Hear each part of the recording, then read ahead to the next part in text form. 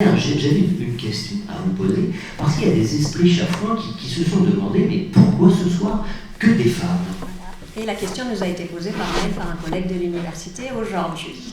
Moi, je ne voulais pas révéler ça comme ça, mais voilà. Alors là, en toute transparence, effectivement, figurez-vous qu'en 2019, bientôt à l'approche de 2020, eh bien, mesdames ont reçu un mail d'un confrère disant mais comment ça se fait, il n'y a que des femmes, c'est quoi ce bazar? Voilà. Alors c'est quoi ce bazar, Claire? Exactement, voilà.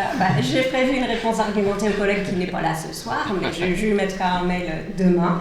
Mais bon, pour faire court, on est à la fête de la science, donc je vais citer quelques études scientifiques. Il y a une étude qui est sortie très récemment du CNRS, en août 2019, qui montre encore que les stéréotypes sur la science sont encore très très ancrés, et ceci même chez les scientifiques, que ce soit des hommes ou des femmes. Le mot science et le mot masculin, et le côté masculin, est associé quand on fait des tests de biais implicites, de biais inconscients. Les deux mots sont complètement associés dans la tête des gens, et c'est pareil dans la population générale, mais c'est toujours... C'est vraiment pas seulement dans l'esprit des chercheurs, c'est dans l'esprit de notre esprit. Quand voilà. on dit science, et c'est un homme. C'est un homme, c'est masculin. Si on demande aux enfants de dessiner, alors ça c'est des études américaines, parce que forcément un scientifique ça fait des biais, mais aux États-Unis, draw me a scientist, et on demande aux enfants de dessiner un ou une scientifique. Bon, dans les années 60, vous aviez 1% des enfants qui pouvaient dessiner une femme. Ça s'est quand même amélioré avec les role models, avec les représentations, mais il y a encore du travail. Là, on est sur 3 enfants sur 10 qui peuvent dessiner une femme. Et malheureusement, ça diminue avec l'âge, c'est-à-dire que les jeunes enfants peuvent encore voir des femmes en scientifique, et à fur et à mesure, avec l'âge ou avec le poids de l'école ou des représentations, ça diminue. Donc on voit de moins en moins les femmes comme scientifiques. Donc plus on vieillit... voilà, plus les stéréotypes ont prise sur nous. Bon, alors, du coup, voilà, la question que j'ai envie de vous poser, c'est face à tous ces stéréotypes, qu'est-ce que vous mettez en place? Qu'est-ce qu'on peut mettre en place de façon... Alors, d'abord peut-être à l'université, parce que c'est là où vous œuvrez, et puis peut-être à nous de réfléchir comment collectivement, dans nos vies quotidiennes, on peut y travailler, mais vous, à l'université, qu'est-ce que vous pouvez faire? Parce que moi j'ai 1 minute pour parler, donc je ne vais pas vous dire tout ce qu'on peut faire, mais je vais vous dire rapidement qu'est-ce qu'on fait à l'université. Évidemment, on essaie de lutter sur tous les niveaux contre les stéréotypes et les stéréotypes de genre. Par exemple, dans la communication, on a produit avec la préfecture de région des guides sur les bonnes pratiques dans la communication, que ce soit au niveau du langage, au niveau visuel, au niveau de l'organisation d'événements, par exemple, et sur la communication sur les réseaux sociaux. Et alors, par exemple, qu'est-ce que vous donnez comme conseil dans ces petits guides? Ça ressemble à quoi un conseil pour lutter contre ces stéréotypes?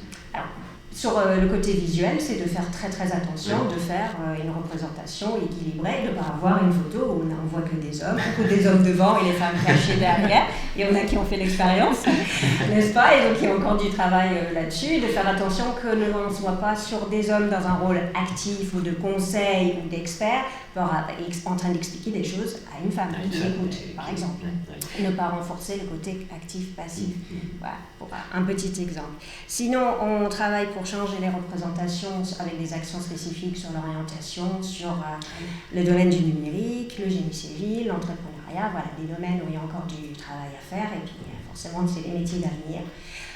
On travaille aussi sur j'ai parlé des biais inconscients tout à l'heure, donc sur travailler sur les processus. Dans la tête, les stéréotypes, on met en place des sensibilisations pour les jurys et les comités de sélection pour faire attention que dans nos recrutements, qu'on ne véhicule pas encore ces stéréotypes et qu'on essaie d'améliorer les choses à l'université. Et puis, ma collègue, en conclusion, va parler de d'autres actions qu'on va mettre en place cette année, parce qu'il y en a pas. Oui, parce qu'en fait, finalement, c'est un dispositif, là, ça y est, c'est une machine qui est lancée, il va se passer des choses, jamais laisser la vigilance. Peut-être une dernière question, Claire. Oui. Vous sentez quand même que ça évolue, vous êtes optimiste, allez, dites-nous oui, quand même. Je suis optimiste, mais je dis qu'il faut être vigilante tout le temps. Si on attend que les choses se font, c'est comme sur l'égalité salariale. S'il faut attendre, on va attendre plus d'une centaine d'années si on ne fait rien. Donc moi, je crois beaucoup à les choses volontaristes, comme là, dire on va faire que des femmes. C'est une petite action, mais voilà, il faut redresser un peu, voilà, retrouver l'équilibre. Très bien, et tant pis pour les esprits chafouins, Voilà. je ne sais où.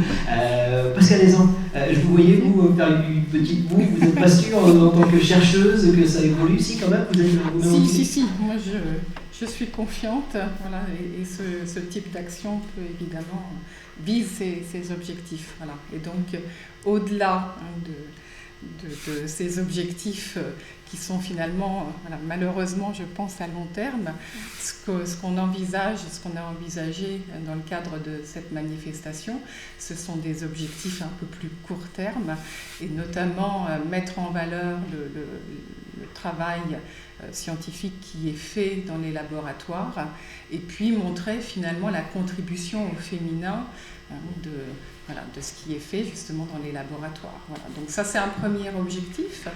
Et puis le deuxième objectif, on l'a déjà un peu signalé, c'est montrer que finalement il y a des parcours, des trajectoires différentes. Vous aurez des témoignages avec la prise de parole de nos collègues.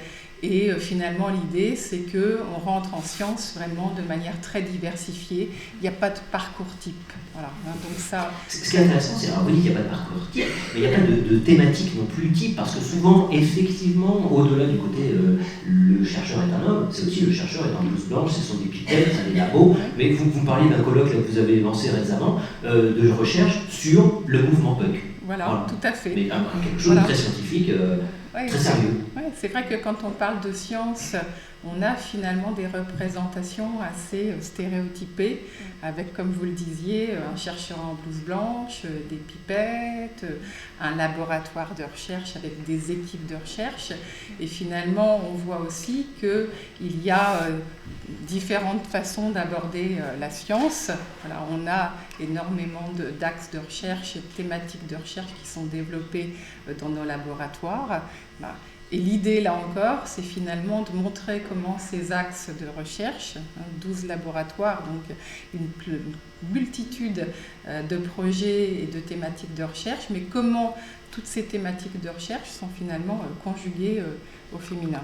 Voilà. Et puis, je crois que le dernier objectif, c'est de dire que finalement, la recherche, c'est vraiment un métier de passion.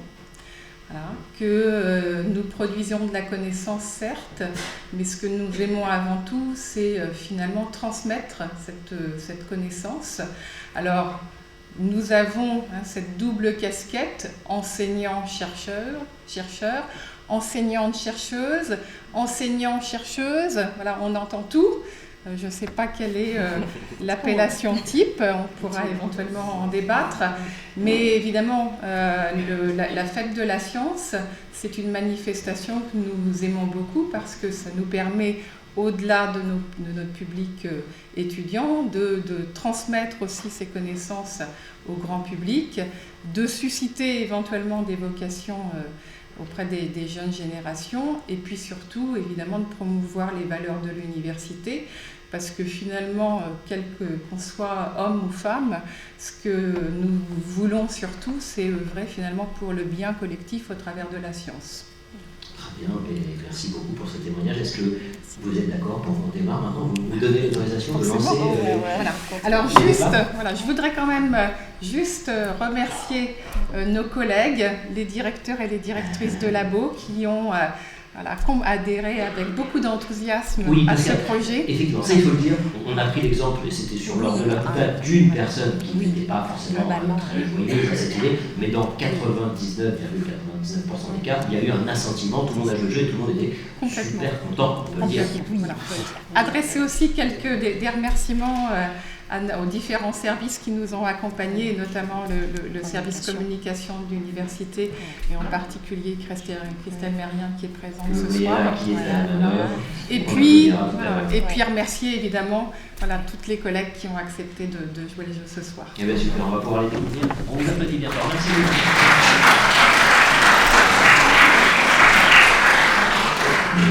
D'autant qu'elles ont accepté un défi qui n'est pas simple, vous allez voir, parce que monsieur le vice-président parlait de ma thèse en 180 secondes, il est venu ici effectivement au mois de mars de cette année, 180 secondes pour présenter un sujet sujet de thèse, c'est compliqué. Là, nous avons des personnes qui sont post-doc, qui sont professeurs des universités, etc. C'est un énorme boulot et un énorme défi qu'on leur lance de présenter une partie de leur recherche en 3 minutes. Et on va commencer avec vous. Elisabeth Ronzier, vous êtes maîtresse de conférence en droit privé, droit privé international. Et c'est quoi le droit privé international? On vous donne un peu. Est-ce que vous pouvez nous dire sur quoi vous travaillez? Sur quoi je travaille? Alors peut-être juste avant d'expliquer ce sur quoi je travaille, expliquer à quoi ça peut ressembler la recherche en droit, parce qu'on a parlé de cette image, ce stéréotype du chercheur en blouse blanche, ou de la chercheuse en blouse blanche avec son microscope, et donc on se demande à quoi ça peut ressembler la recherche en droit, est-ce qu'on a notre code civil sous un microscope, et en réalité c'est pas très éloigné de ce que fait un chercheur ou une chercheuse en droit. Parce que le droit, il émane, si vous demandez ce que c'est que le droit, vous allez penser à la loi, évidemment, c'est les textes que les législateurs vont voter. Le droit, c'est aussi les décisions que vont prendre les juges.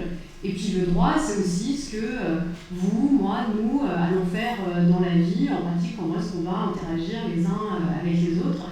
Et bien, le chercheur, la chercheuse en droit, a pour mission en fait, d'observer tout cela, observer les lois, observer les décisions prises par les juges, observer les comportements dans la pratique, et puis analyser, commenter, identifier les difficultés, les défauts des lois, les défauts des décisions prises par les juges, et puis de critiquer positivement, négativement, et proposer des solutions lorsque des problèmes apparaissent, parce qu'évidemment la société évolue, les faits évoluent, les relations entre individus évoluent, et le législateur n'est pas toujours, les juges ne sont pas toujours à l'heure, on peut être à la traîne, et c'est le rôle de la recherche en droit de dire, voilà, là on a un problème entre les lois et les faits et la pratique, et nous on vient vous dire, en tout cas on va apporter des éléments de solution.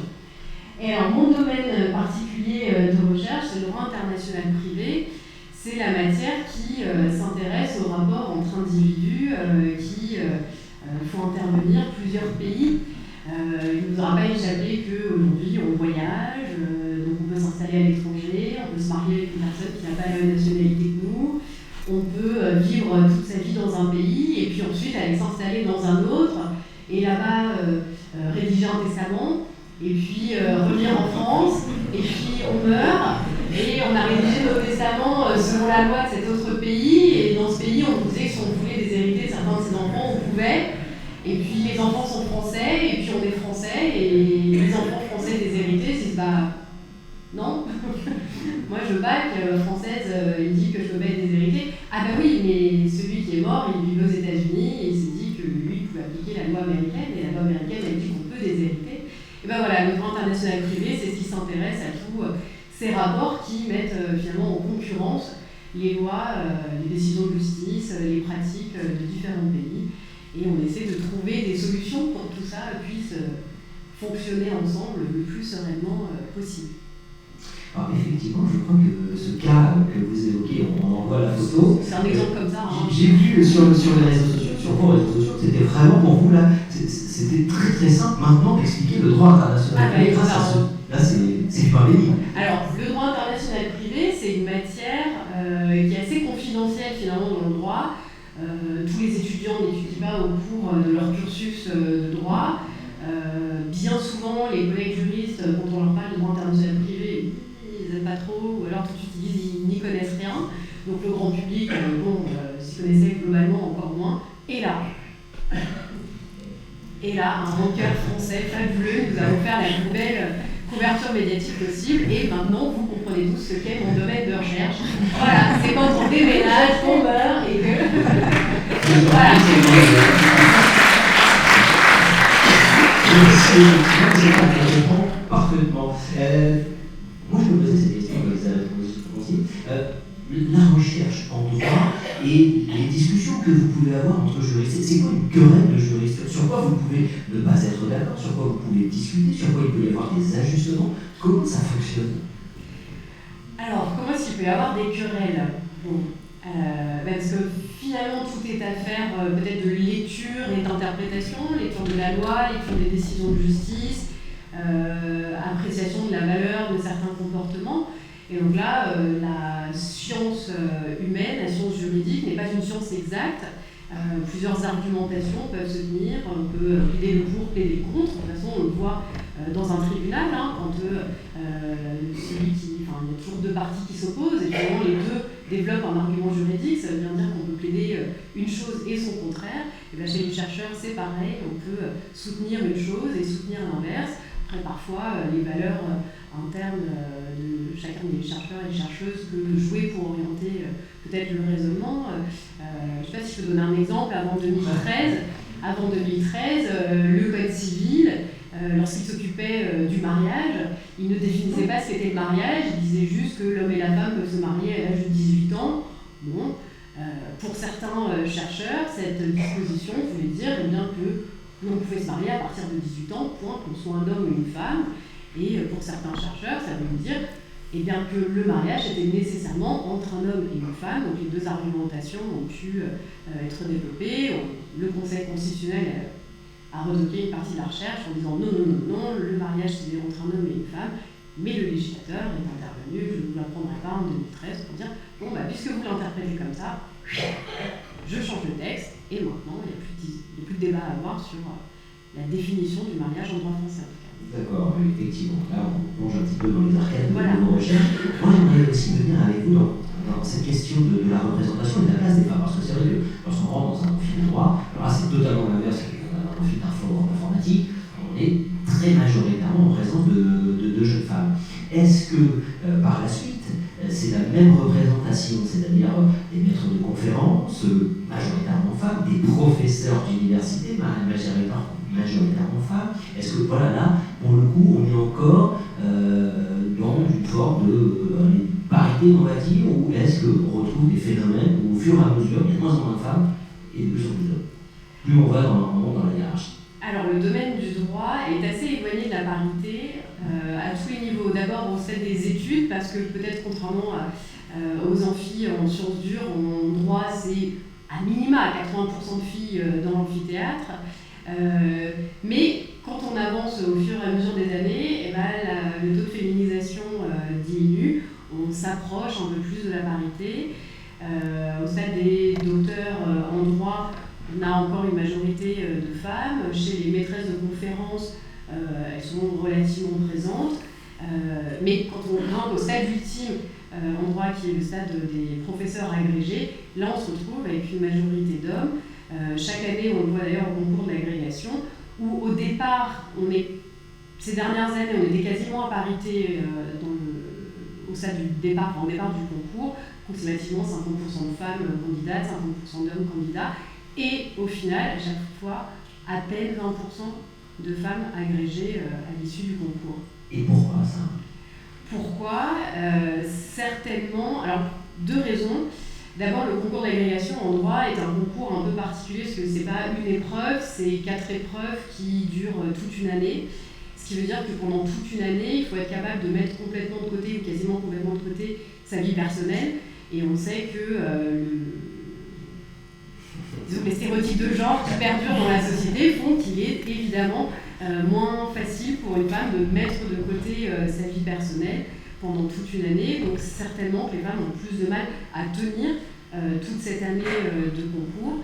Et puis une autre explication qui a été avancée, c'est encore une fois cette idée de stéréotype de genre chez les membres du jury qui vont estimer qu'une carrure d'homme en fait c'est plus charismatique, ça impose plus, ça a plus cette carrure de professeur, que la voix avec laquelle un homme va donner sa leçon va être plus convaincante qu'une voix de femme qui va donner la même leçon, etc. Donc on a certainement un biais dans le recrutement, peut-être, mais inconsciemment certainement pour la majorité des membres du jury d'agrégation.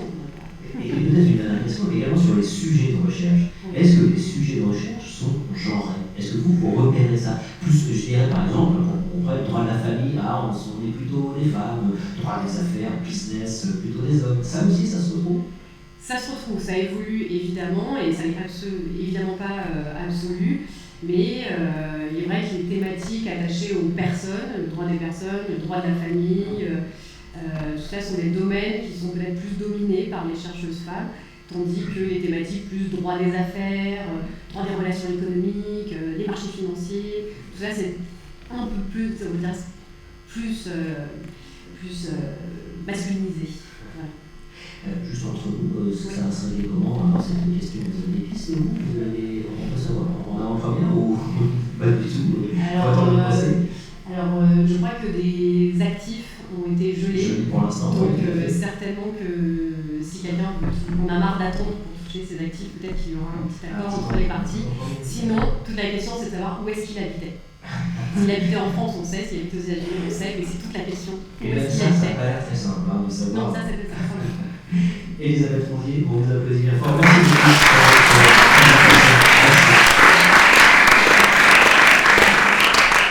Andrea, Cynthia Duhamel, bonsoir. Soyez la bienvenue. Voilà, c'est le micro, vous êtes professeur des universités. Alors, votre document, c'est l'utilisation, la logistique, et vous intervenez dans le cadre de, allez, on va dire, une catastrophe majeure. Je vous laisse nous présenter vos recherches. Andrea, Cynthia Duhamel. Bonsoir à toutes et à tous. Tout d'abord, merci beaucoup de l'opportunité de parler un petit peu de nos recherches.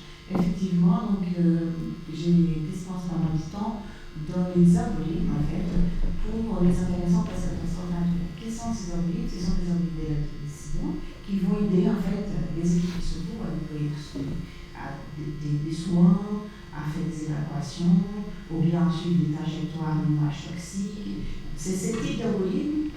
Donc, j'ai travaillé et j'ai amené pour vous ici pas mal d'outils dont on s'interroge comment les utiliser lors de ces événements catastrophiques. Donc, par exemple, les téléphones portables, dont tout le monde parle maintenant.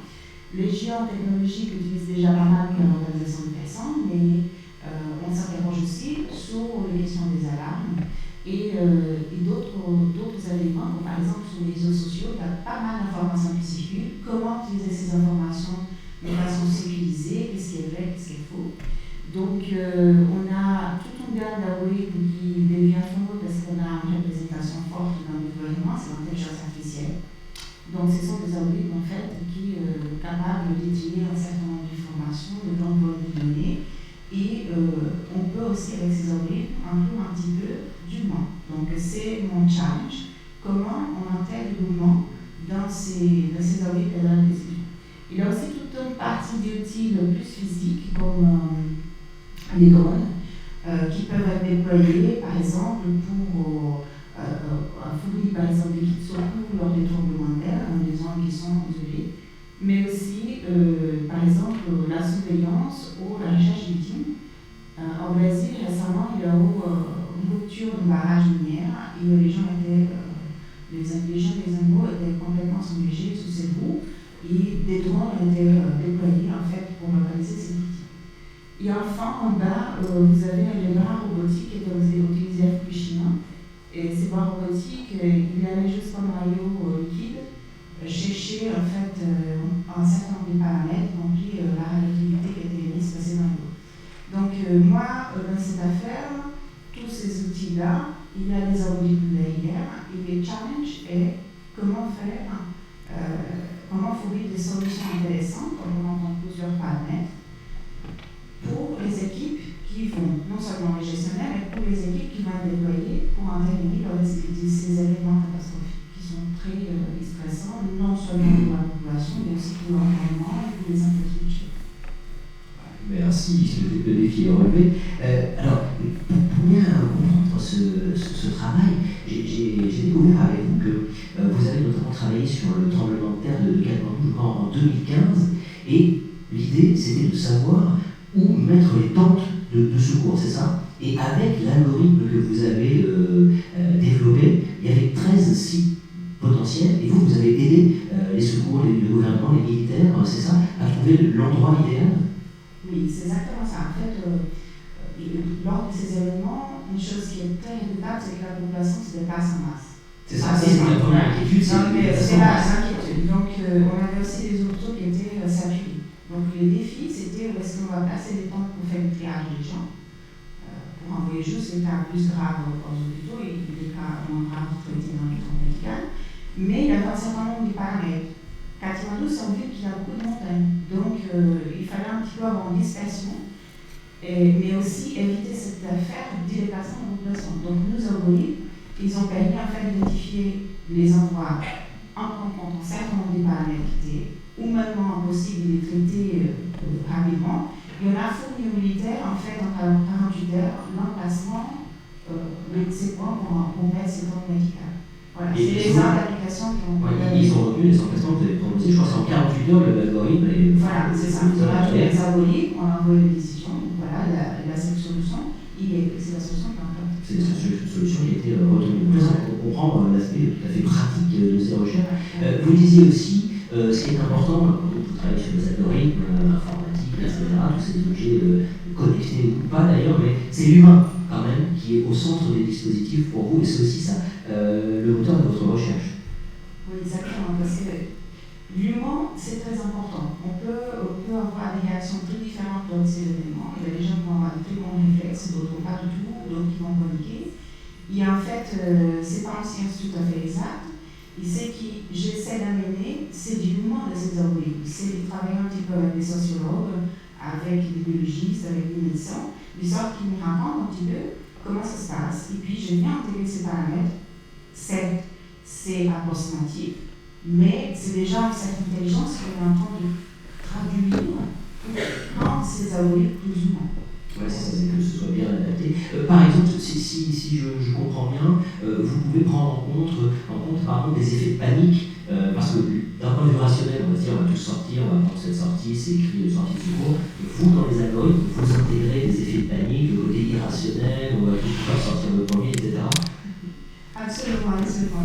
On a des modèles en fait pour les déplacements des gens, il y a toujours une certaine personne, on n'était pas préparés en fait. On sait tous dans l'école des petits comment faire ces incidents chimiques, comment se confiner, mais pour tous les restes, on ne sait pas.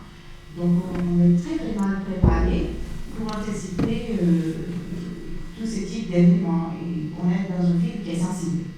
Donc du coup là, je commence un petit peu avec l'équipe à imaginer plusieurs scénarios dans cette ville ici, donc j'ai commencé à tester vraiment, mais qui a des défis géographiques importants, et puis comment prendre en compte tous ces gens qui vont paniquer, qui n'ont aucune préparation pour confronter des accidents ici. Bon, c'était déjà le cas un petit peu à Rouen, des gens qui sont sortis de la ville en panique, et d'autres qui sont restés qui ne savaient pas quoi faire.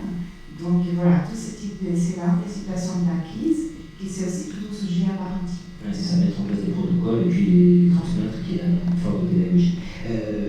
J'aimerais revenir aussi sur ce rapport homme-femme, alors notamment dans ce qu'on appelle de façon triviale la tech, tout ce qui relève des technologies, l'informatique, etc. Alors là, c'est l'opposé, je dirais, du droit. C'est 99% de garçons, d'hommes. Comment on peut faire évoluer ces choses-là et comment vous êtes épanoui, parce que vous m'avez dit qu'on peut être chercheuse dans la tech et s'épanouir. Oui, exactement. Et effectivement, c'est très surprenant parce que quand on regarde les statistiques en France, les femmes sont très bonnes en sciences et en mathématiques, et finalement, quelque part, les choix, il n'est pas là. Ce qui ça fait peur, les machines, oui, ça peut être ça. Mais pour revenir un petit peu à votre question, je ne sens pas trop la différence, en gros, à ce niveau-là, d'être femme informaticienne à ce niveau-là, mais j'ai déjà des étudiants qui ont été choqués qu'il a un prof de programmation qui est une femme. La prof de l'entreprise. Oui, c'est ça. Quand on a préparé, vous m'avez dit ça, une femme qui programme, et vous êtes sûr, vous n'êtes pas trompé de ça. Exactement, j'ai eu cette interrogation. Aussi important à dire, c'est la qualité de la recherche en France, parce qu'on a entendu votre petite pointe d'accent. Vous venez d'Amérique latine et vous venez du Brésil exactement, et vous êtes venu pour un post-doc, et puis bon, vous êtes resté quoi? Voilà, je suis venue pour un post-doc CNRS, et puis j'ai passé une conférence, et ensuite professeur de l'université, donc ça démontre finalement qui, dans ces domaines-là, il y a de la place pour les femmes, et qu'on a la compétence, on peut y aller. Voilà, bon, l'appel est lancé. N'hésitez pas pour les jeunes qui sont dans la salle, vos enfants, vos petits-enfants, la tech, l'informatique, c'est pour tout le monde et pour les femmes, bien entendu, également. Merci beaucoup, Andrea, c'est clair.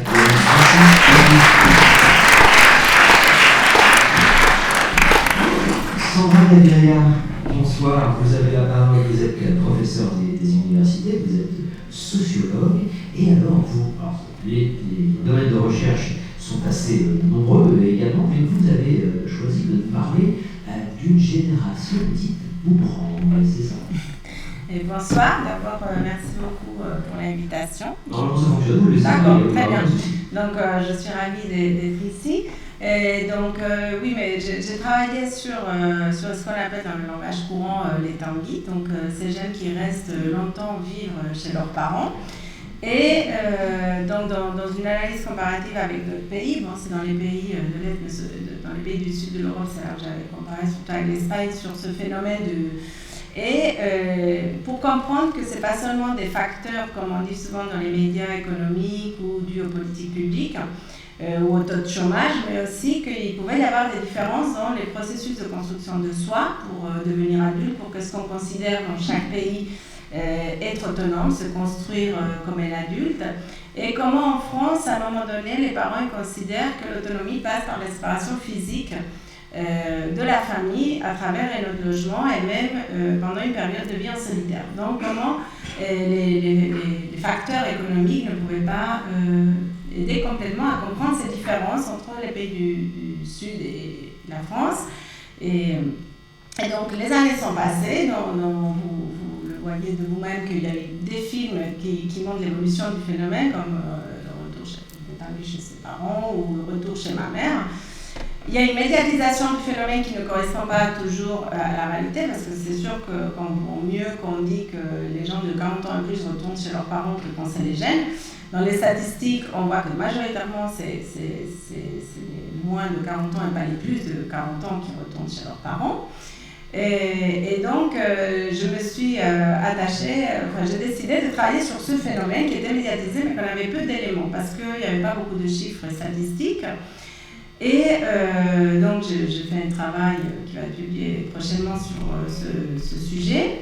Et bon, je pourrais pas tout vous expliquer, mais si je focalise un peu par exemple sur les plus de 40 ans, là ce qu'on voit, c'est que celles qui retournent chez les parents avec des enfants ou avec des jeunes enfants, enfin avec des adolescents, ce sont les femmes et non pas les hommes. Et que au niveau de la famille, parce que je suis sociologue de la famille et de la jeunesse, donc au niveau de la famille, il y a des réajustements dans cette nouvelle cohabitation. Pour les parents, c'est pas toujours facile, mais on voit la force de la solidarité familiale, où même quand ils n'ont pas envie, ils vont accueillir ces enfants et petits-enfants vivre avec eux. Et donc on voit aussi les inégalités selon si on peut compter avec sa famille ou pas, on n'aura pas la même chance de retourner chez ses parents ou pas. Et la difficulté aussi pour les parents, parce que les personnes retournent, mais elles ne restent pas définitivement, donc elles vont repartir.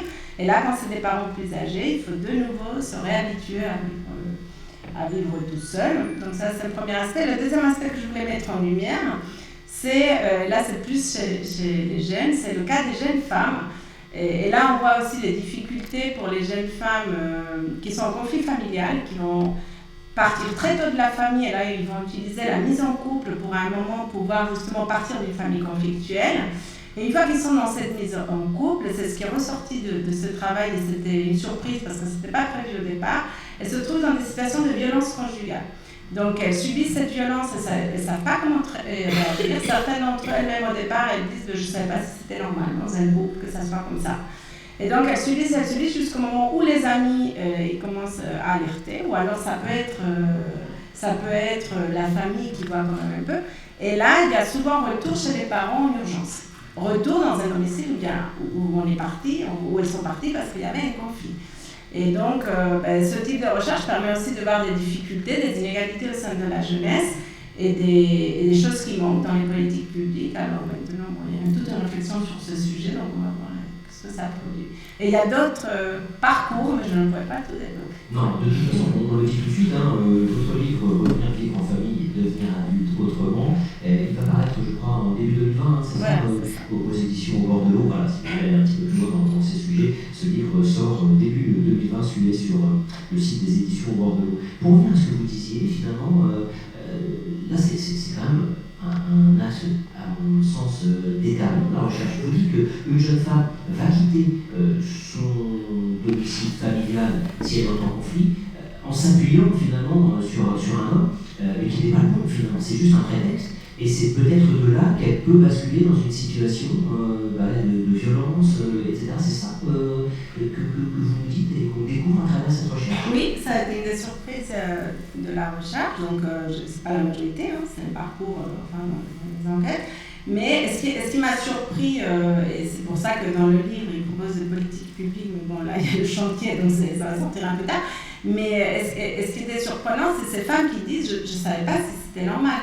Et en fait, il n'y a pas de prévention dans les écoles, il n'y a pas de prévention, enfin, dans les collèges, en fait, de la prévention sur la sexualité, sur les drogues, mais rien sur la violence. Et il n'y a pas des campagnes télévisées, donc tout ça, maintenant, je pense que ça va évoluer. Donc, certaines, et en plus, comme elles sont en conflit avec la famille, elles n'ont pas quelqu'un à qui se confier. Donc, des fois, c'est des amis autour d'elles qui disent attention. Et souvent, elles fuient tout d'un coup. Un jour, ils savent qu'il n'est pas là, elles prennent tout.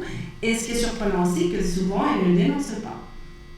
Et alors, là, c'est ce que vous dites, c'est de plus en plus important de leur donner des modèles, des projections, pour qu'elles puissent partir de chez elles, pour faire de la recherche, pour faire des études, pour créer des sociétés, plutôt que de poursuivre un homme potentiellement violent. Et les hommes, ou en tout cas les jeunes hommes qui partent de chez leurs parents, eux, on sait pourquoi et vers quoi ils vont. Alors, ça, est-ce qu'ils partent accompagnés, on va dire, soit d'une jeune fille ou soit d'un jeune homme? Alors, il y a beaucoup de types. Là c'est pas toutes les femmes. Voilà, c'est des parents. Les hommes en conflit familial avec des grandes difficultés, souvent ils vont partir dans une situation de grande précarité. Donc, ils vont avoir un moment la chance d'avoir un travail qui va leur permettre de partir, de voir un petit logement, 6 mois, etc. Mais c'est une indépendance très précaire, en fait. Et donc, à un moment donné, ils ne vont plus tenir dans cette... Parce que c'est de la précarité, donc à un moment, ils ne vont plus avoir de travail, ils ne vont pas pouvoir payer le loyer, etc. Et donc, pour eux, ils retournent aussi dans des contextes parfois conflictuels, et en plus, ils sont rabaissés parce que c'est souvent des jeunes qui viennent des milieux populaires, donc c'est des milieux où le fait d'avoir pour l'homme, comme avoir un travail, c'est important, la représentation de la masculinité, etc. Et là, ils se trouvent des fois dans des familles où on s'exprime ouvertement qu'on n'a pas envie qu'ils soient là. On t'accepte, mais je ne voulais pas que tu reviennes, et c'est un problème pour nous. Et en plus, dans une situation où on sait qu'on est là, mais on n'a pas envie qu'on soit là, et de mépris, tu ne prends rien, tu n'as pas su rester à l'extérieur, parce que ça, c'est les cas les plus difficiles de la recherche. Après, il y a des parcours... il y a des parcours. Non, des beaux parcours, non, mais il y en a qui reviennent pour faire des travaux dans l'appartement qu'ils ont acheté, c'est pas la même chose. Oui, voilà, c'est un beau parcours finalement. Voilà. Vous disiez, vous menez une recherche comparative, et là j'aimerais avoir votre regard en tant qu'enseignante-chercheuse. Est-ce que c'est la même chose partout, cette relation homme-femme dans le métier de chercheur? Est-ce qu'il y a plus d'hommes qui sont à des colloques, qui prennent la parole? Est-ce qu'il y a plus de professeurs d'université en sociologie? Est-ce que c'est le même biais? Est-ce que c'est la même chose? Alors, je pense qu'en sociologie, c'est une des disciplines quand même où c'est moins inégalitaire que dans d'autres. Hein, dans le taux de femmes professeurs, c'est vrai que c'est plus inégalitaire. Dans les maîtres de conférences, ce n'est pas le cas, par exemple. Moi, ce que j'ai regardé, parce que du coup, je ne suis pas chercheuse sur les femmes et les sciences, mais du coup, je me suis plongée un peu sur les chiffres compte tenu de notre échange de l'autre jour. Et vous m'avez dit ce que vous voulez faire passer un message. Alors, l'autre jour, je n'avais pas de message à faire passer, mais en regardant les chiffres, ce que je constatais, c'est que la France, finalement, par rapport à d'autres pays comme le Portugal, comme la Suède, comme l'Espagne, j'étais surprise, il y a encore des progrès à faire au niveau général, pas des sociologues, mais sur les femmes et la recherche. Et j'étais surprise. Alors aujourd'hui, j'ai pensé à une hypothèse, parce que j'avais assisté à une thèse très intéressante d'une jeune étudiante sur les femmes espagnoles qui étaient mères à l'époque de la dictature et après, donc ces femmes qui ne pouvaient pas travailler. Et ces femmes, elles ont fait passer le message à leurs filles: il faut que tu aies un travail, il faut que tu sois indépendante dans un pays comme l'Espagne pour que tu sois surtout pas dépendante des hommes et que tu fasses aller. Et je pense qu'en France, comme le féminisme, c'est une hypothèse comme ça que j'ai eu ce matin, mais comme le féminisme a été plus fort, je pense qu'à un moment, les femmes, peut-être, elles sont un peu relâchées en disant on a beaucoup obtenu, et c'est pas comme ces femmes espagnoles qui. Et donc, pareil, les campagnes de violence, là, on met beaucoup sur l'exemple de l'Espagne, parce que les femmes en Espagne, elles savent ce que c'est Donc, voilà, les grands-mères actuelles encore. Voilà. Donc, je pense que... Merci parce qu'on a plongé avec vous dans des hypothèses, de la recherche, etc. Donc, merci beaucoup.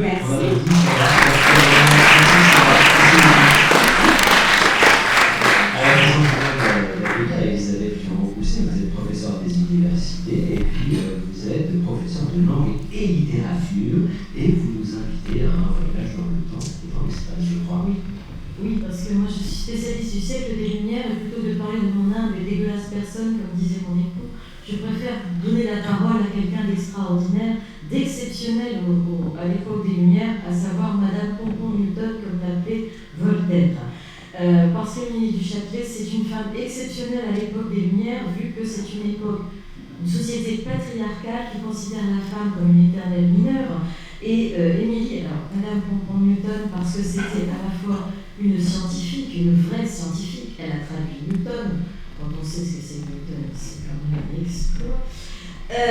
Et c'est une femme qui adore les pompons, les diamants, et qui adore jouer la comédie et chanter l'opéra. C'est une femme passionnée, à tous les sens du terme, coquette. C'est une scientifique passionnée aussi. Et elle revendique son identité de scientifique et le droit d'exister par elle-même, comme elle écrit à Frédéric II. Jugez-moi sur mes propres mérites, je ne suis pas moi-même une personne complète. Et c'est donc une vraie femme de science qui rêve d'être l'égale des plus grands savants, qui connaît ses dons, qui connaît sa valeur, mais qui reconnaît aussi, hélas, l'hostilité d'un monde scientifique essentiellement masculin à l'époque. Donc, elle se fait traductrice, par nécessité, mais surtout par souci de rendre service. De rendre service à ses contemporains, de se mettre au service de la diffusion de la connaissance scientifique. Partager les connaissances avec un public élargi, c'est l'aspiration de l'époque. Et la traduction des Principia de Newton, qui est la seule version française jusqu'en 1985, est louée pour sa clarté et sa modernité. Traduire Newton, ça participe à la fois d'un désir de faire connaître, bien évidemment, la philosophie et la physique et la métaphysique du savant anglais, mais ça participe d'une stratégie de diffusion de quelque chose de nouveau pour un public français qui appartient à un pays où la science est cartésienne et récuse les idées de Newton à l'époque. Donc, Émilie est un maillon clé de la diffusion de la pensée de Newton et elle traduit les Principia, comme elle le dit, pour être utile, parce qu'elle les commente et elle les éclaire. C'est une œuvre de pédagogue qui est saluée d'ailleurs par D'Alembert dans l'encyclopédie, où il la cite parmi les principaux vulgarisateurs de Newton. Un traducteur, c'est quoi? Un traducteur, c'est quelqu'un qui doit posséder connaissance des deux langues, bien évidemment, mais aussi netteté d'expression et bonne connaissance de la matière. Donc la mission que se donne Émilie de, je la cite, transmettre d'un pays à un autre. Excusez-moi, c'est écrit petit, et je suis vieille. Il ne fait pas très clair. Bon, alors toutes les conditions sont réunies pour que je n'arrive pas à retrouver ma ligne et que je perde du temps. Donc, vous avez la citation, elle doit être quelque part sur la diapo, transmettre d'un pays à un autre les découvertes et les pensées des grands hommes. C'est évidemment une tâche qu'elle s'est fixée et qu'elle a magistralement remplie. Par sa traduction, elle appartient ainsi pleinement à la science de son époque et elle transmet et elle explique la pensée de Newton. Elle s'approprie la physique la plus sophistiquée de son temps et elle entre ainsi dans le club très fermé des savants qui jusque-là étaient réservés aux hommes. Donc c'est un passeur scientifique, c'est un transmetteur de savoir et là encore elle fait montre de modernité puisque hier comme aujourd'hui, ce que fait la science, ce que veut faire la science, c'est faire s'émerveiller un auditoire non spécialiste pour qu'il aille vers la science, pour qu'il comprenne quel est le choc de la connaissance, comment la découverte se fait, comment l'homme arrive à mieux connaître le monde qui l'entoure. Et donc, par ses qualités de passeur, de vulgarisateur, par ce travail de diffusion de la culture scientifique, eh bien, Émilie Duchâtelet pourrait très bien faire partie des enseignants-chercheurs. Je suis désolée, moi je suis très féministe. Si vous lisez mon ouvrage, que j'ai d'ailleurs... Pascal est content, parce que si je le vends, c'est des sous qui rentrent à l'université. Cet ouvrage que j'ai publié il y a 2 ans montrera à tout un chacun que je suis féministe. Mais alors, je ne suis pas féministe au point de m'appeler professeur ou d'apprécier qu'on dise des maîtresses de conférences ou des écritures inclusives ou des choses comme ça. Donc, la parenthèse est terminée. Donc, je dis moyenne EC. Comme ça, moi, je suis tranquille. C'est ni enseignant, enseignante, chercheur, chercheuse, je sais pas. Je dis EC. Voilà. Donc, Émilie Duchâtelet pourrait très bien être un ou une EC. On l'imagine très bien, d'ailleurs, un ouvrage a été écrit il y a 2 ou 3 ans par une universitaire américaine. C'est un roman où elle imagine ce que Émilie Duchâtelet ferait de nos jours. Et alors, elle imagine directrice de labo, membre de toutes les académies des sciences mondiales, et puis allant en colloque, bien sûr, de physiciens à Las Vegas, et passant la nuit à la table de jeu, puisque c'était ça qu'elle aimait aussi. Donc, Émilie pourrait très bien être EC, parce que si je reprends, c'est le décret du 6 juin 1984 sur les fonctions de l'enseignant-chercheur, parce que les décrets ne sont pas féministes. Il va peut-être falloir que Claire s'y colle. Donc, le nombre d'émissions de l'enseignant-chercheur, il y a l'élaboration, bien sûr, et la transmission des savoirs, mais il y a aussi, je cite, la valorisation des résultats de la recherche. Et je dois dire que moi, je fais souvent des 29 minutes, j'aime bien la fête de la science, j'ai eu 8 participations à la fête de la science. J'aime beaucoup faire des conférences dans le public. J'ai pas mis ma perruque aujourd'hui, on en parlait dans la voiture l'autre jour, mais j'ai mis mon béret et j'ai mis les couleurs d'Émilie. Émilie était toujours en bleu et jaune, donc j'ai mis les couleurs d'Émilie. En fait, c'est peut-être la partie de... Faut dire, j'ai eu une longue carrière, je suis un peu fatiguée d'enseigner, de chercher le nom, mais un peu d'enseigner. Je dois dire que la partie de la vulgarisation, c'est peut-être ce qui me plaît le plus dans ma tâche de C. Merci. Si vous voulez comprendre le sous-entendu de la perruque, et si vous voulez voir Elisabeth en Marilyn Monroe, je vous invite tout simplement à taper son nom sur Internet, Elisabeth Durand-Rousset, vous trouverez toutes les vidéos, parce que ce qu'on découvre aussi, c'est que la recherche et la vulgarisation peut se faire avec beaucoup de fantaisie. Elisabeth, ça c'est pas interdit, c'est pas parce qu'on est chercheur que on doit avoir au moins ce soir le costume cravate ou le tailleur ou que sais-je encore. La fantaisie fait partie de vos métiers. Je suis quelqu'un de très sérieux, mais qui ne se prend pas au sérieux. Et je dois dire que... Bon, je pense quand même qu'il y en a qui...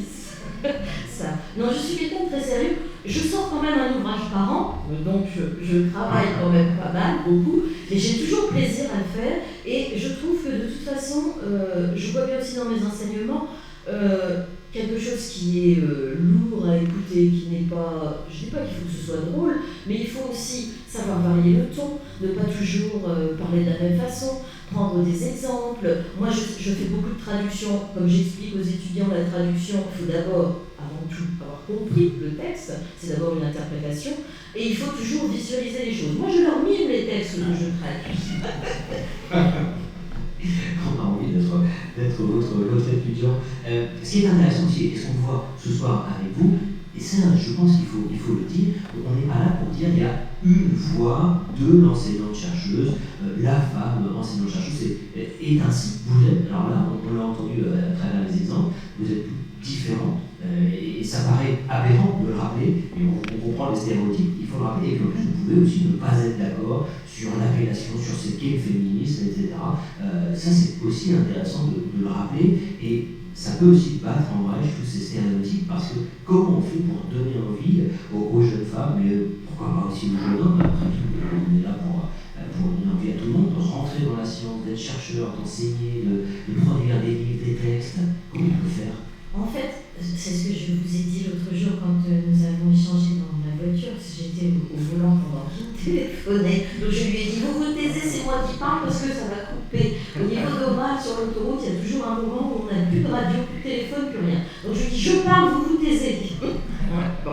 Ah, c'est ça, voilà. Et alors?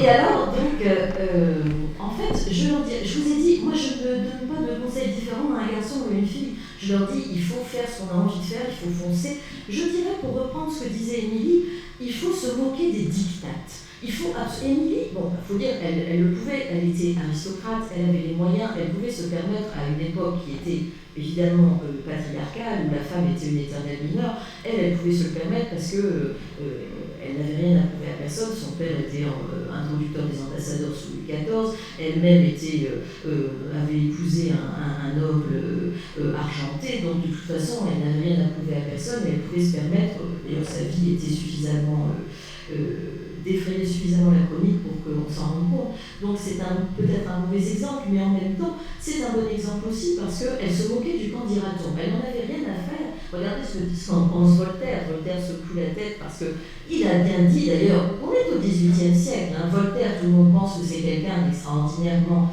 ouvert, tout ce que l'on veut. Il a quand même dit d'Émilie, quand elle est morte, j'ai perdu un ami de 25 ans, et elle n'avait d'autre défaut que d'être femme.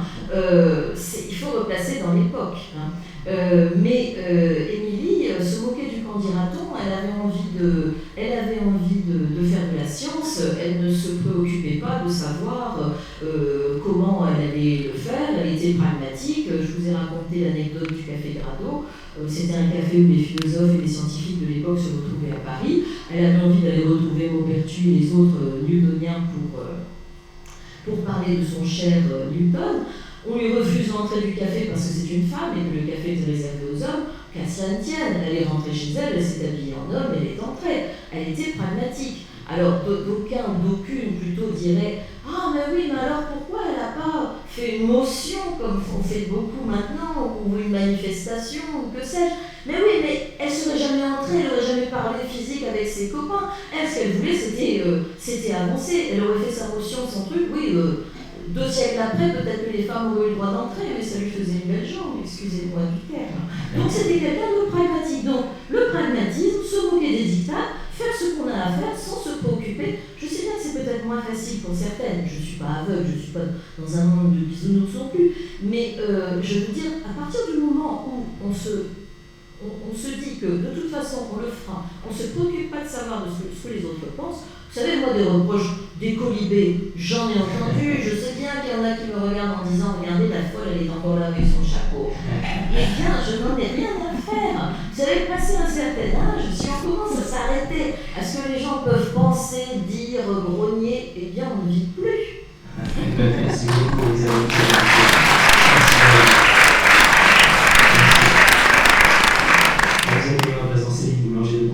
Vous êtes professeur des universités, vous êtes directrice adjointe de labo, et ça je le précise parce qu'il n'y en a pas beaucoup non plus chez les femmes. Et puis alors, vous allez nous présenter votre sujet de recherche en biologie. On verra qu'ils sont multiples, mais on vous écoute d'abord sur votre sujet actuel peut-être de recherche. Alors, je vais vous présenter effectivement vos activités au sein du laboratoire CEBIO, avec une petite partie de contexte sur ce qu'on fait au laboratoire. Donc on s'intéresse à la problématique de la contamination de l'écosystème aquatique et en particulier de la contamination chimique, puisque bien tous les produits qui sont issus de l'activité humaine, qu'elles soient agricoles, urbaines, industrielles, vont finalement se retrouver dans le compartiment aquatique et donc potentiellement altérer la santé des organismes. Fort de cette constatation, en 2000 exactement, les États européens ont souhaité mettre en place une réglementation pour, si on reprend les termes de la réglementation, essayer de restaurer un bon état écologique des masses d'eau pour 2015. Donc on peut dire que la date a été un petit peu revue depuis. Donc dans ce contexte-là, comment on fait? Les États ont dû se doter d'outils pour savoir si, pour être en mesure de qualifier la qualité du milieu. Donc soit on fait appel à la chimie de l'environnement, soit on fait appel à l'écotoxicologie, donc nous c'est ce qu'on fait au laboratoire, c'est-à-dire qu'on essaie de proposer des outils pour prédire la santé des organismes et les effets des contaminants. Donc moi j'ai choisi de travailler sur un petit crustacé zooplanctonique qui s'appelle le copépole, qui est schématisé ici. J'ai encadré une doctorante qui aimait bien poser la question aux enfants pour savoir savoir s'ils savaient vraiment à quoi correspondait le zooplancton. Donc en général, ils répondent que le zooplancton, c'est ce que mangent les baleines. Donc en effet, c'est ce que mangent les baleines. Mais on en croise assez peu dans la région, alors qu'il y a une grande partie de nos activités qui sont implantées dans le territoire. Donc le zooplancton, c'est ce qui se trouve à la base de la chaîne alimentaire. C'est pour ça notamment qu'on utilise, zooplancton. Puisque s'il est contaminé, il participe au transfert des contaminants au niveau supérieur. Et puis également, si la population est réduite, ça représente moins de nourriture pour les niveaux supérieurs. Donc ça, c'est un petit peu ce qui nous a poussé à choisir ce modèle-là. Alors, qu'est-ce que je lui fais à ce petit copépode? Eh bien, j'essaie de comprendre l'effet de certains contaminants, et en particulier les pesticides perturbateurs endocriniens. Et donc pour ça, là pour le coup, la parité est respectée, puisque c'est le thème de la soirée, puisque je sépare les mâles et les femelles à la loupe. C'est-à-dire les altérations spécifiques de chacun des sexes. Donc c'est écrit un peu petit, et donc je m'intéresse aux effets principalement sur la reproduction et le développement. Et j'utilise plutôt des approches moléculaires, c'est-à-dire que j'essaie de comprendre quels gènes, l'expression de quel gène est altérée suite à l'exposition aux contaminants. L'idée ensuite, c'est de mettre ça en relation avec des effets plus physiologiques, par exemple si on étudie le développement, voir s'il y a un effet sur la mue, la reproduction, s'il y a un effet sur la fertilité, etc.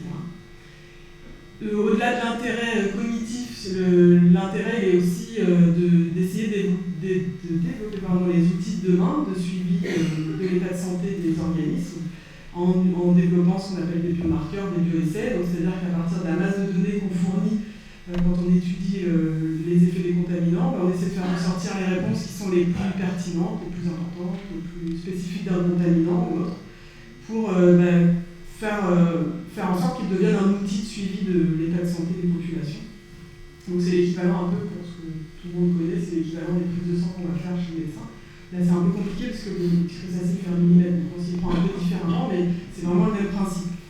Et puis après on essaie de retourner sur le terrain pour essayer de suivre, de prédire vraiment ce qui se passe sur le terrain. Et puis on peut utiliser aussi ces outils-là au laboratoire quand on s'intéresse à une problématique autour d'un contaminant particulier. Alors justement, si on parle d'un contaminant particulier, vous avez commencé avec les crapauds, je crois, vous trouviez ça un petit peu trop compliqué, vous êtes passé aux souris, puis finalement c'était trop simple, vous avez abouti au coco. Concernant la souris, ces études de toxicologie sont aussi liées à la recherche d'outils qui peut-être permettent d'anticiper la toxicité, c'est ça? Oui, tout à fait, on a évoqué ensemble, on s'est pas évoqué. Voilà, on vous précise juste pour que tout le monde comprenne, on ne fait rien en cachette, c'est juste que ça se prépare, donc il y a des interviews avant qu'on démarre, voilà, pour rentrer dans la boutique, on ne vient pas la main dans les poches, on a travaillé avant, on s'est préparé avant, bien entendu. Voilà, l'idée, on a échangé sur le fait qu'on n'avait pas tous des parcours linéaires, donc c'était ça un peu le fond de notre discussion.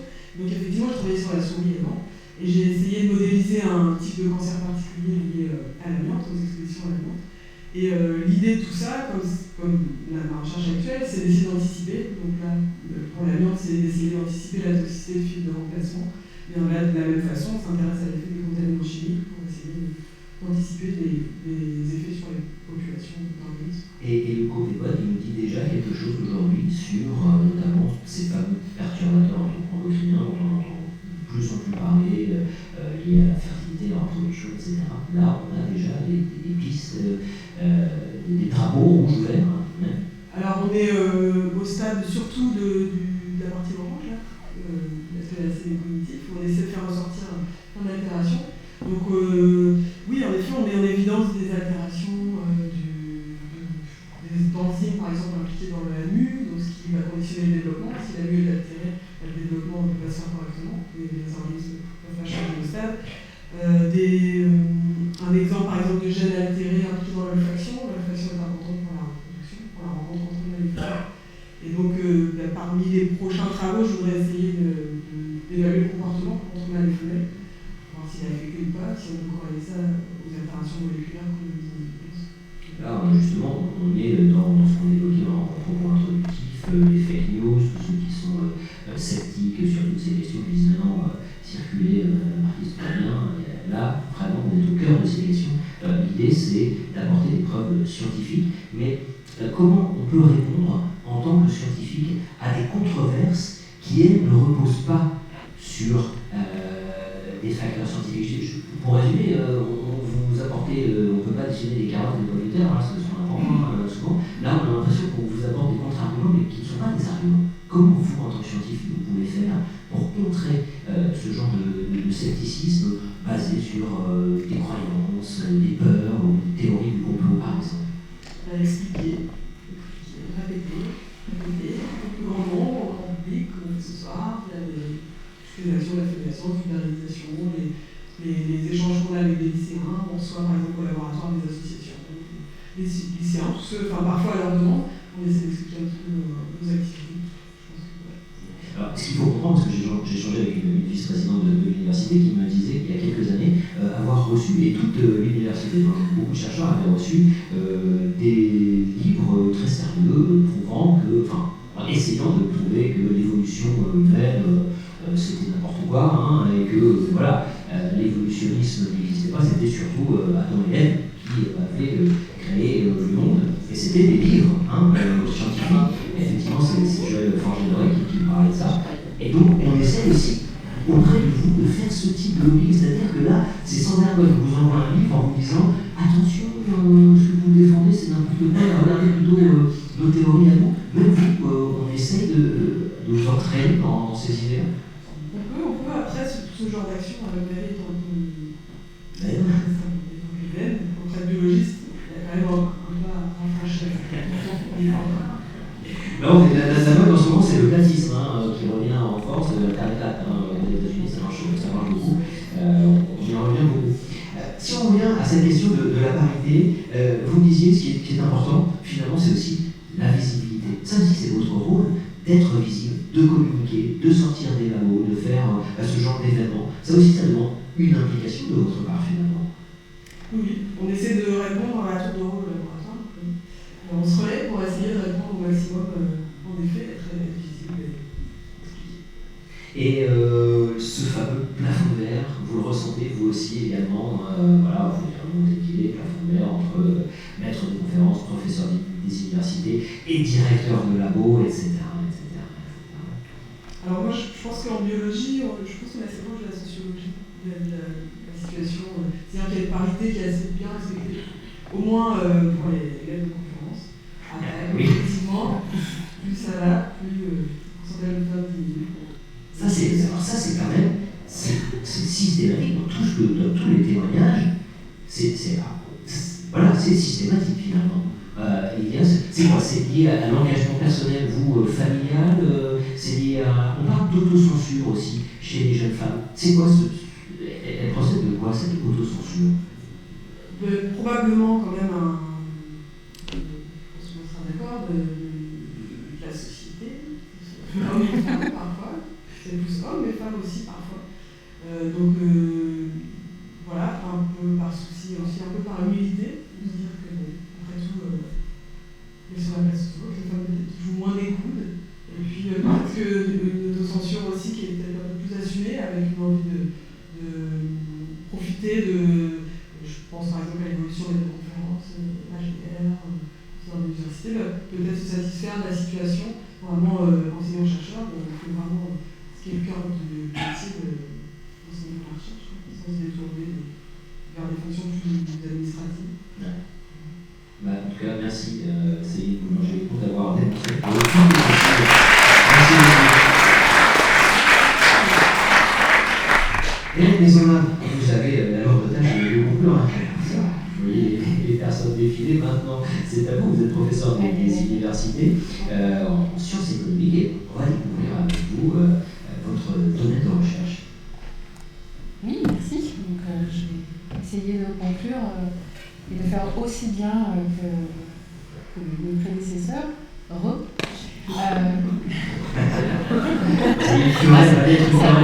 Ça part mal. Donc, je fais partie du laboratoire Eden, dont je suis la directrice. Et au sein de ce laboratoire, la thématique principale, c'est l'évaluation des politiques publiques. Alors, en ce qui me concerne, moi, je suis spécialisée dans l'évaluation des politiques publiques et des politiques économiques dans les pays en développement. Et je travaille en collaboration depuis une dizaine d'années avec le réseau de recherche PEP, qui est donc un partenaire de l'Université du Havre et de notre laboratoire. Donc ce réseau de recherche a pour objectif de financer la recherche dans les pays en développement et de financer la recherche de chercheurs en fait, dans les pays en développement. Donc nous travaillons avec des chercheurs donc, du Sud et on essaye de fournir des études qui sont scientifiquement valables. On a parlé plusieurs fois des fake news. On essaye d'apporter du soutien aux chercheurs en améliorant leur capacité et puis en leur proposant des formations. Et surtout, on les encourage à avoir des liens avec les acteurs politiques afin de faire en sorte que les études en fait, sur lesquelles ils travaillent ne restent pas sur un coin de table et soient, en fait, profitent à tout le monde. Alors moi, de mon côté, je travaille, et ça va bien avec le thème de la soirée, puisque je travaille sur l'impact des politiques économiques sur les femmes principalement et comment en fait les politiques économiques peuvent influencer ou avoir des effets différents selon qu'on est un homme ou une femme.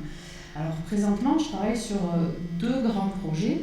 Le premier, qui est d'ailleurs financé par la région Normandie, on étudie en fait pour 4 pays africains l'impact de politiques économiques et donc l'impact sur la pauvreté des femmes.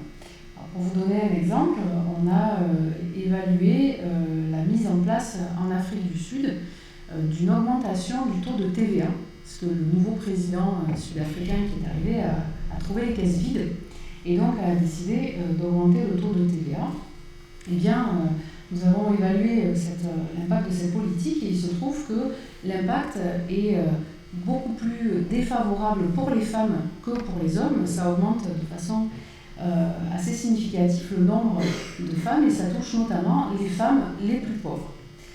Donc ça, c'est un exemple de ce qu'on peut faire et qui évidemment, ça pose quand même question quand on met en place une politique et qu'on se rend compte que finalement les effets vont toucher les populations les plus vulnérables. La deuxième grande thématique sur laquelle je travaille, c'est une thématique qui est très en vogue maintenant.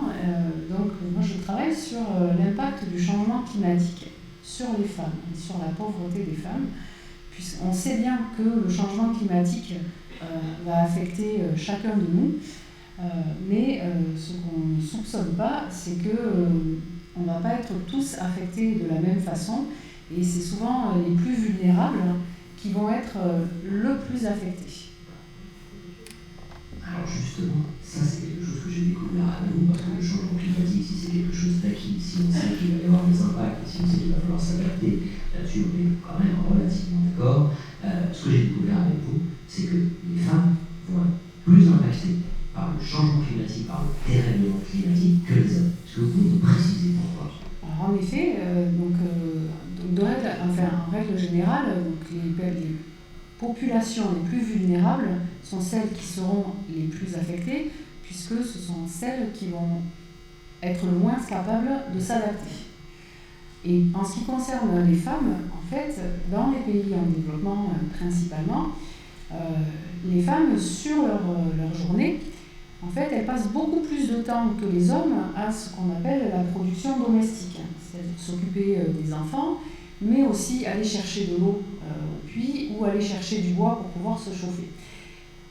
Et donc, dans la journée, il va leur rester très peu de temps pour aller chercher une activité qui va leur ramener de l'argent. Avec le changement climatique, le fait qu'on va avoir une pénurie d'eau ou des forêts qui vont disparaître, c'est des scientifiques, je ne veux pas dire.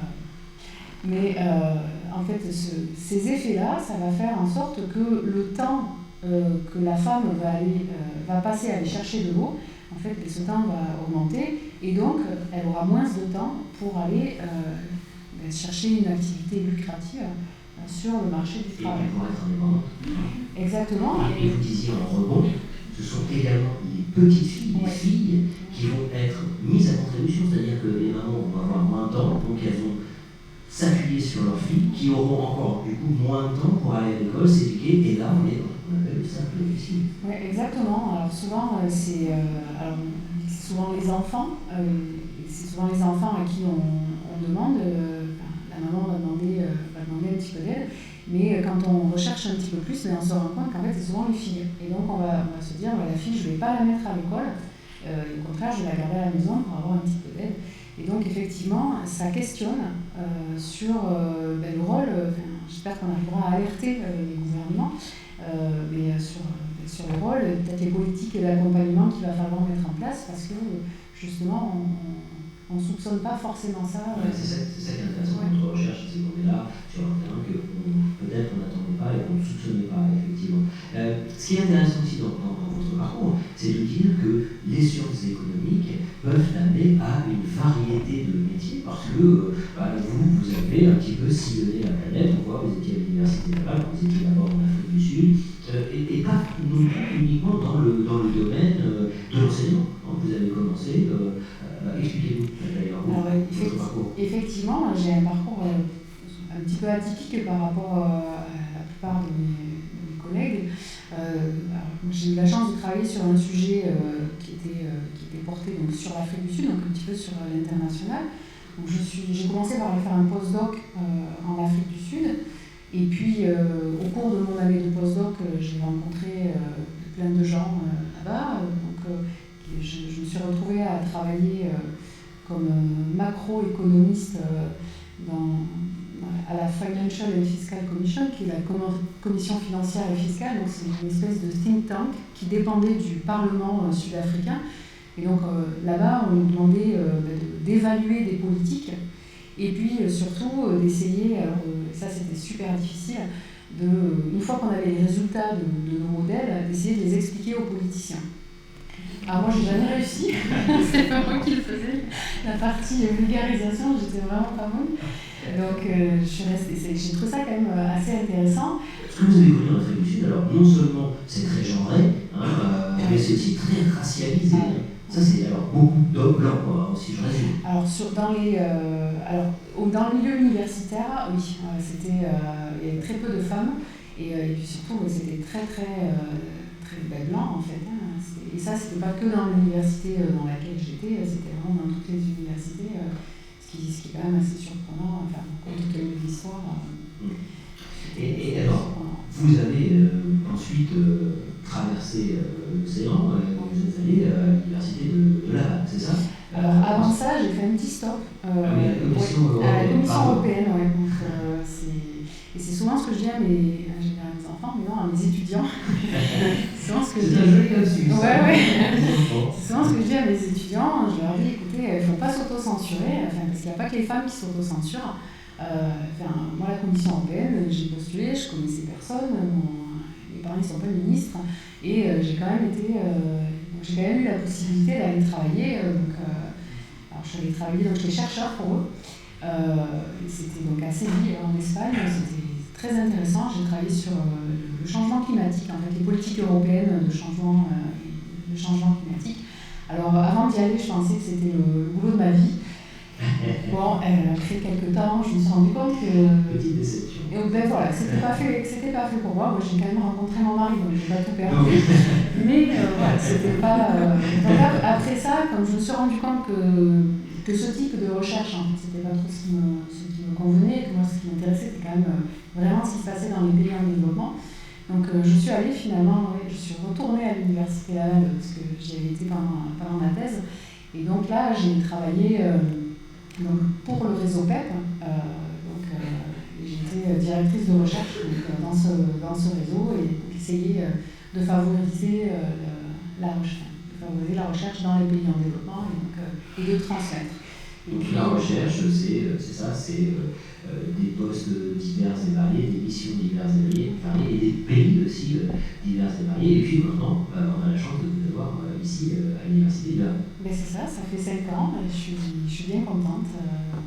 Je pensais que vous alliez vous débarrasser de moi rapidement, mais non, je suis toujours là. Nous, on est contents de vous avoir. Merci beaucoup, Hélène. Merci.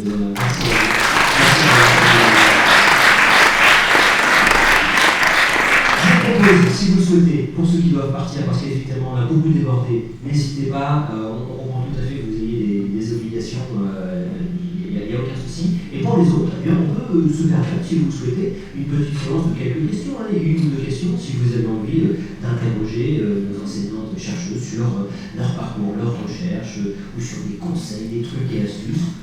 N'hésitez pas, je vous amènerai un micro ou on vous écoute, parce qu'il y a une question qui potentiellement peut surgir dans la salle.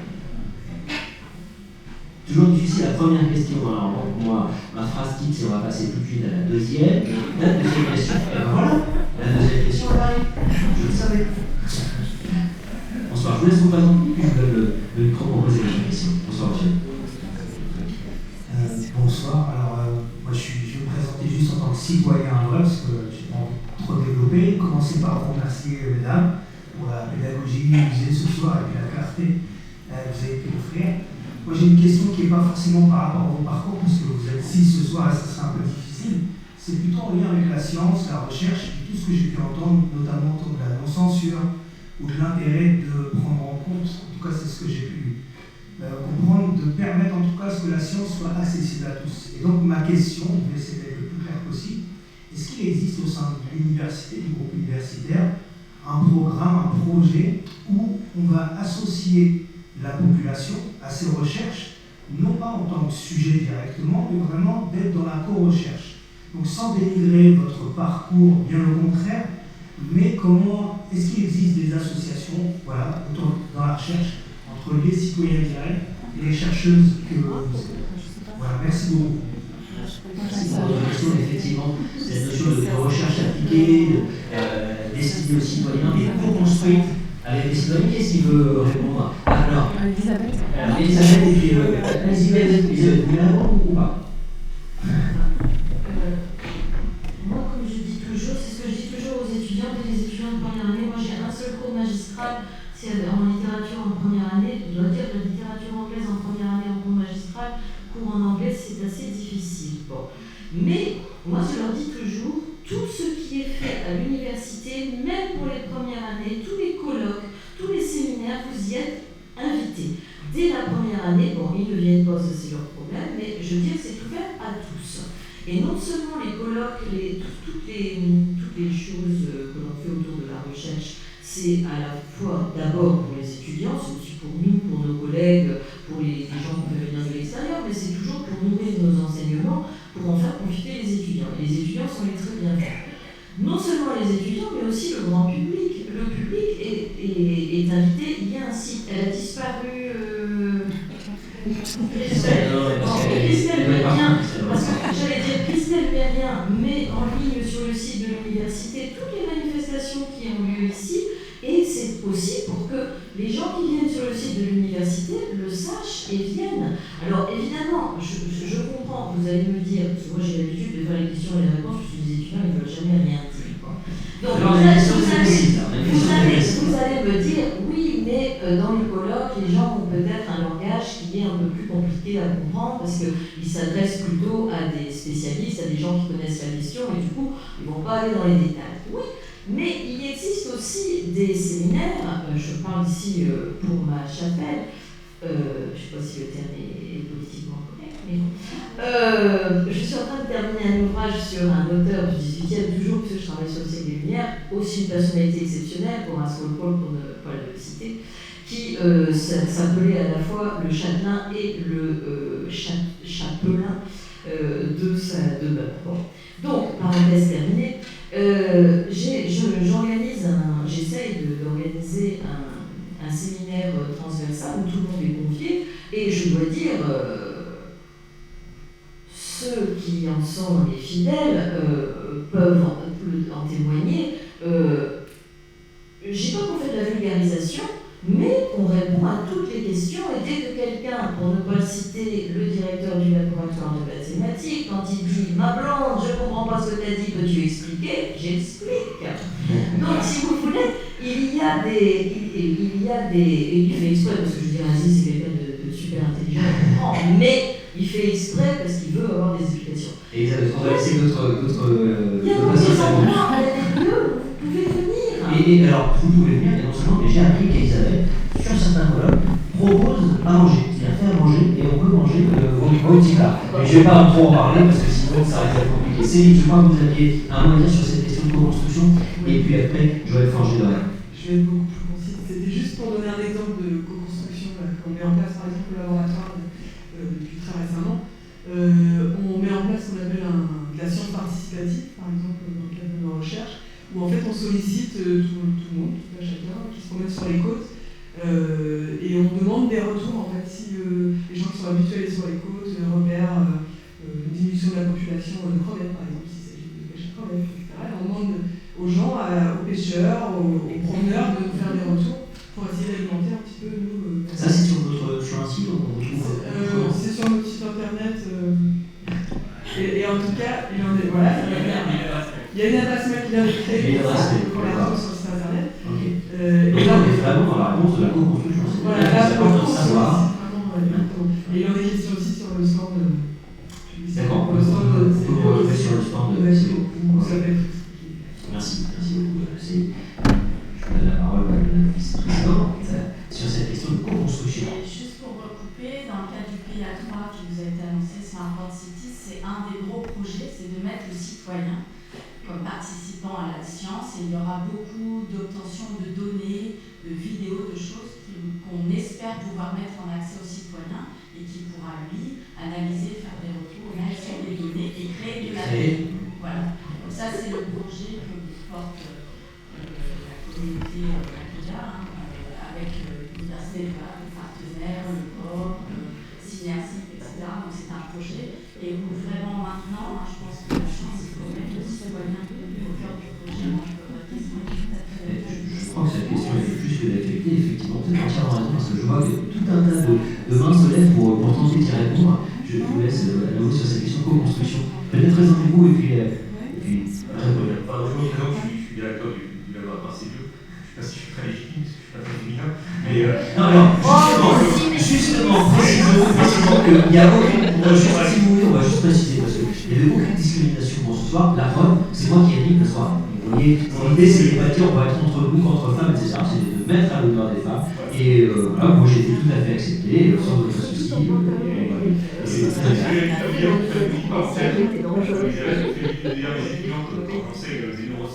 C'est dire qu'effectivement le cerveau féminin est différent du cerveau masculin et on ne peut pas se passer d'un demi-cerveau. Et donc il faut travailler avec le cerveau humain entier. Voilà. Et pour répondre à la question sur la science participative, une des possibilités aussi, là, ça s'adresse principalement aux lycéens. Il y a des projets portés par l'association qui est l'Arbre des connaissances, qui permet à des lycéens dans certaines classes, donc en interaction avec l'enseignant, de participer directement aux recherches, qui sont incorporés dans les laboratoires sur une année entière. On leur confie un volet accessible d'une thématique de recherche. Ils le travaillent en général le mercredi au laboratoire, en autonomie, en partenariat avec le tuteur qui est le chercheur en fait. Et puis en fait ils font un exposé de leurs avancées à la fin de l'année. Et donc ils vivent la science en fait comme le chercheur en inclusif en fait. C'est un peu le principe. Alors, évidemment c'est pour les lycéens, c'est pas pour les citoyens. Merci.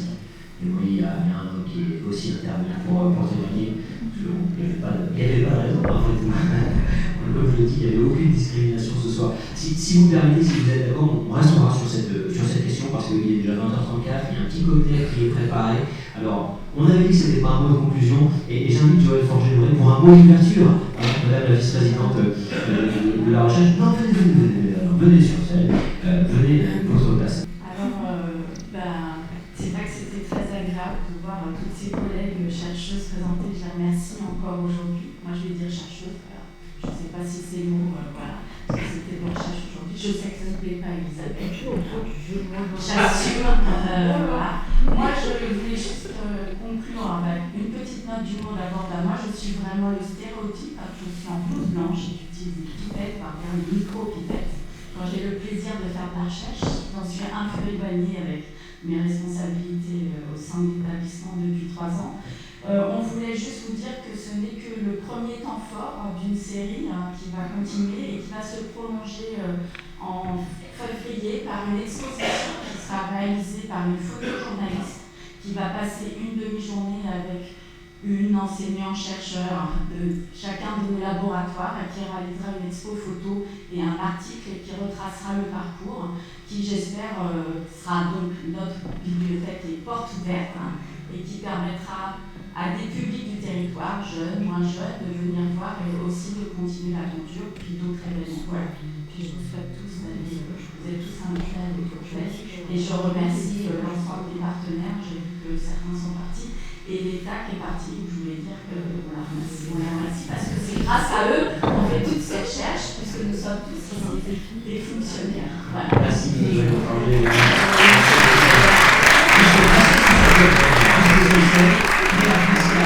Merci.